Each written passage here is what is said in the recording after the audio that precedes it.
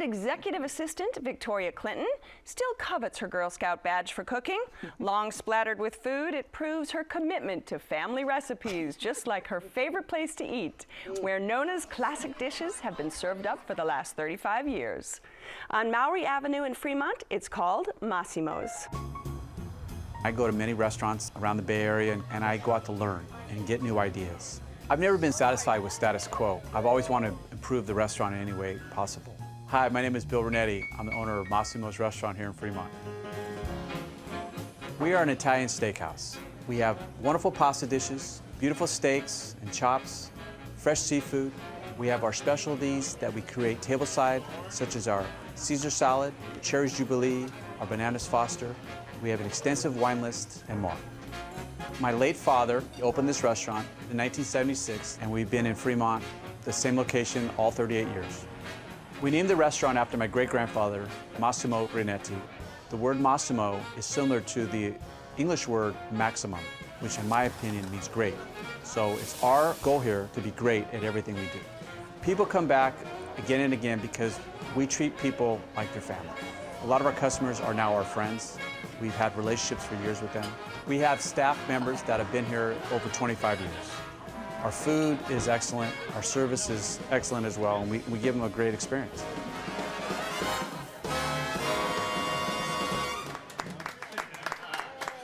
So Victoria, this is a place that you've been going to for many, many years, haven't you? Yes, about 30. About 30? You're not old enough to have been going for 30 years. Thank Come you, on. Leslie. What is it that drives you back and back? It's always comfortable and familiar. I've never had a bad experience. And what's your favorite dish? My very favorite is the marinated veal chop. It's really thick, it's huge on your plate. It has a wonderful mushroom sauce on top of it. You cut into it, it's tender, it's succulent, it's juicy. It has garlic mashed potatoes and always fresh vegetables sauteed with a little garlic. You just want to lick your plate. It's delicious. We didn't lick our plates, but it was very close. We actually ended up getting the spaghetti and crab dish because it was crab season when we went. And you would easily pay twice as much for this dish in San Francisco. This was big chunks of crab in about 2 sticks of melted butter over pasta. There's nothing to dislike about that. So that was our main dish for the night. And I grew up in the Midwest. You know, we had these steakhouses and these classic Italian places that everybody would go to, right, for their proms and their weddings and their homecoming. There is no doubt this is a place for groups. When we were there, we had within 10 feet of us 2 groups, and it was groups of 10 to 25 people on a Thursday night, and they were having a blast. We actually felt bad there was only 2 of us there that night. I went with a big group, and we tried tons of dishes. And the star of the evening by far was the Caesar salad, made tableside. Amazing. Tableside, everything, raw ingredients, perfectly balanced flavors. From the anchovy to the egg, perfectly coddled, to just watching him do his work. That was amazing. I had the sea bass saltimbocca, amazing, delicious. The sea bass was not overpowered by the prosciutto, but it was just perfectly seasoned, perfectly well done, with some vegetables on the side that were perfectly al dente. It was just delicious. I think because the Caesar salad was so amazing, the saltimbocca was also delicious, but that one just It was a standout when you got that. Yeah.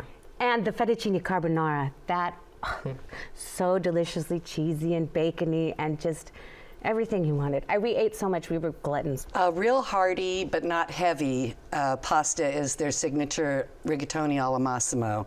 It's got ground veal and mushrooms, fresh tomatoes, a real light cream sherry sauce, and it's delicious. They give you enough to have 2 meals out of it and just kind of sop up the sauce with your bread. You don't want it to end. It's delicious. And these are recipes, you know, they've been in that space for a long time and have a real tradition. They're consistently the same and always wonderful. Yeah. You know, that's what we noticed when we went there, actually. And you call it traditional, call it old school, call it, you know, menus of yesteryear. When you get chicken parmesan on a menu, or we got chicken piccata, which is on the menu, which is, you know, chicken with the kind of gravy sauce, and then too many capers to count. It really did take me back to special occasions and when I was growing up in the Midwest, where that was the only thing on the menu. So to see it back on a menu in a food area like San Francisco was really nostalgic for me, and I really enjoyed seeing that again. And there's 2 sort of separate areas that you can dine, right? Oh yes, and we had reservations for the dining room, but I added an extra person person to our party, so they changed us to the lounge, which I was so happy, because the lounge has this nice fireplace. The lounge has a more lively atmosphere. The lounge was just fun. And what about you, Chris? It was in the middle of a parking lot in a strip mall, so I was actually kind of confused about what kind of place this was. For a variety of reasons, it took us 2 hours to get there from San Francisco. And we actually had our 6-month-old daughter with us, who was in tow, and we showed up and the place was packed on a Thursday night. So they said, do you have reservations? I said, I didn't even think about reservations. And I kind of panicked, 'cause I thought, we drove all this way, what are we gonna do now? Next thing I know, they actually ushered us into kind of a private back room with about 2 or 3 other groups, and we had just almost white glove service throughout the rest of the night.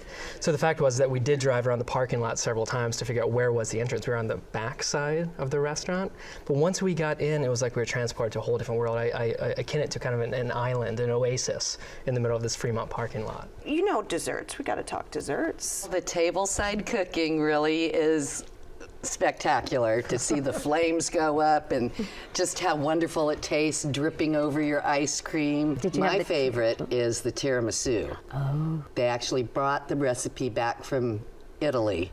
It's the best I've ever had, and they get rave reviews on it, and they're very proud of it. I wanted the cherries jubilee and the bananas foster, but I got overruled. We had to have the bananas foster, which was amazing, with the flames and the cinnamon sparkles, and it's just so. And now I have to go back and have that tiramisu. Yeah. You know, that was the only misfire for us, was the tiramisu, which was fine. It was well suited to the end of the meal. The chocolate sauce tasted a little bit like Hershey's chocolate sauce, which is kind of like a semi-sweet but more kind of like milk chocolate flavor, which was totally fine, but everything else was so decadent and so wonderful that was the only thing where we left off. So we probably didn't need that particular one, but we were so full by that point, it didn't matter. All right, this is your spot, Victoria. Wrap it up for us. It's my all-time, long-time favorite, always fabulous and bellissimo, Massimo. All right, and Rebecca? I would say for old school Italian dining and attentive service and delicious standard Italian cuisine, Massimo's is the place to go. Okay, and Chris? And I would say don't let the strip mall fool you. For Taste of Yesteryear, Massimo's is great for groups and for special occasions. All right, if you would like to try Massimo's, it's on Mallory Avenue at Farwell Drive in Fremont. The telephone number is 510-792-2000. It's open for lunch Tuesday through Friday, dinner Monday through Saturday. Reservations are recommended, and the average tab for dinner without drinks is around $45.